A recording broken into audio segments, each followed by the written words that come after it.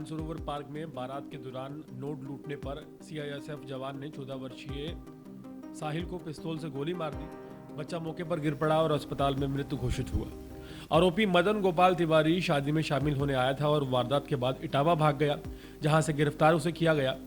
जिस शादी में वो आया था, शादी कैंसिल हो गई। दुल्हन अपने घर वापस चली गई। चूंकि आरोपी दूल्हे के मामे के लड़का था, लिहाजा जहां पर लड़के की शादी होनी थी, वहां से पुलिस ने दूल्हे और उसके पिता को भी सभी रिश्तेदारों के सामने हिरासत में ले लिया। तत्काल गिरफ्तार कर लिया गया। यह पूरी घटना सिर्फ एक वारदात नहीं, बल्कि हमारे समय की उस खतरनाक सच्चाई का खुला आईना है, जिसमें गुस्सा, गलत गर्व, हथियार और लापरवाही सब मिलकर किसी मासूम की जिंदगी को चंद मिनटों में खत्म कर देते हैं।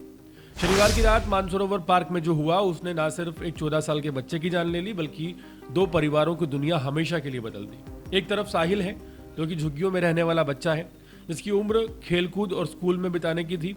कहते हैं वो पढ़ाई में रुचि नहीं लेता था, पर क्या ये किसी भी तरह उसकी मौत का कारण ठहराया जा सकता है? एक गरीब परिवार का बच्चा जो भीड़ के जोश में बहकर शादी में नोट लौटने पहुंचा था, लेकिन उसने सोचा भी नहीं होगा कि एक मामूली हरकत उसकी जिंदगी की आखिरी भूल साबित होगी। दूसरी तरफ आरोपी मदन गोपाल तिवारी, सीआईएसएफ का जवान, जिसे हथियारों के साथ जिम्मेदारी भी दी गई थी, पर शराब के नशे में उसने अपनी वर्दी का सम्मान भी भुला दिया और मानवता की हर सीमा लांघते हुए एक नाबालिग बच्चे के सिर में गोली तान दी। वो गोली सिर्फ साहिल की कनपटी पर नहीं लगी, बल्कि हमारे समाज की उस सोच को छलनी कर गई है, जहां ताकत और हथियार का मतलब अक्सर कानून से ऊपर समझा जाता है। दुल्हन के दरवाजे पर खड़ी बारात, घुड़चढ़ी, ढोल, नोट उड़ाने की परंपरा, सब कुछ एक पल में बदल गया। जहां खुशी का माहौल होना चाहिए था, वहां चीखे और अफरा तफरी मच गई।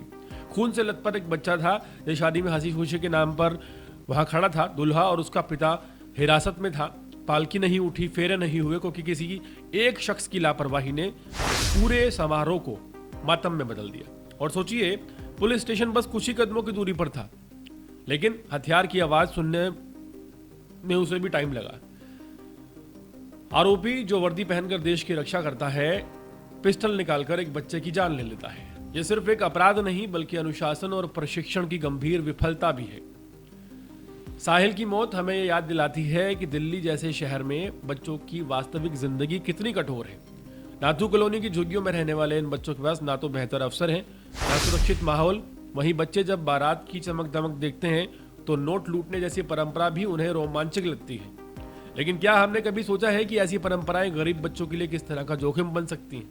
पुलिस ने आरोपी को इटावा से गिरफ्तार कर लिया है। वो पिस्तौल भी बरामद कर ली है। उसके लाइसेंस की जांच हो रही है। लेकिन सवाल यह है कि क्या सिर्फ गिरफ्तारी से न्याय पूरा हो जाएगा? क्या हम ये सुनिश्चित कर पाएंगे कि नशे में धुत कोई जवान फिर से किसी बच्चे पर हथियार नहीं तान देगा? क्या हम उन परिवारों को सुरक्षा दे पाएंगे जो गरीबी में रहते हुए भी हर दिन डर और असुरक्षा में गुजारते हैं? यह घटना सिर्फ एक परिवार का दुख नहीं, बल्कि समाज की उस टूटी नैतिकता पर करहारा तमाचा है, जिसमें लोग गुस्से में कानून को हाथ में लेने में भी पल भर नहीं लगाते। जहां बच्चों को जिंदगी की सबसे सख्त सजा दी जाती है। साहिल अब वापस नहीं आएगा, लेकिन उसकी मौत हमें ये सोचने पर मजबूर कर रही है कि क्या एक शहर, एक सभ्य समाज, एक व्यवस्था के रूप में हम आखिर कहां गलती कर रहे हैं? जब तक हम इस सवाल का ईमानदारी से जवाब नहीं खोजेंगे, तब तक ऐसी गलतियां हमारे सामूहिक जिंदगी को बार बार घायल करती रहेंगी। कितनी दुखद बात है कि एक सीआईएसएफ का जवान नशे में धुत होकर यह भी भूल जाता है कि एक 14 साल के बच्चे पर कैसे वो गोली चला सकता है। और सबसे ज्यादा हैरानी की बात यह है कि ऐसे जो लोग होते हैं, जो नशे के बाद सब कुछ भूल जाते हैं, ये ना सिर्फ खुद के लिए खतरा है, ये अपने दोस्तों, अपने रिश्तेदारों, अपने जानने वालों, अपने चाहने वालों, सबके लिए एक बहुत बड़ा खतरा है। जैसा कि शादी में हुआ, जब ये गोलीकांड हुआ तो शादी भी रुक गई और पूरा माहौल भी खराब हो गया। जहां मंडप में बारात उठनी थी, वहां एक बच्चे की लाश पड़ी थी, और जहां फेरे होकर लड़की को लड़के के घर जाना था, वहीं लड़के के पिता और लड़के को पुलिस तुरंत हिरासत में लेकर अपराधियों की तरह ले गई। इसकी जिम्मेदारी सिर्फ एक रिश्तेदार की, जो किसी सीआईएसएफ का जवान था और शादी में नशे में धुत होकर शामिल होने आया था।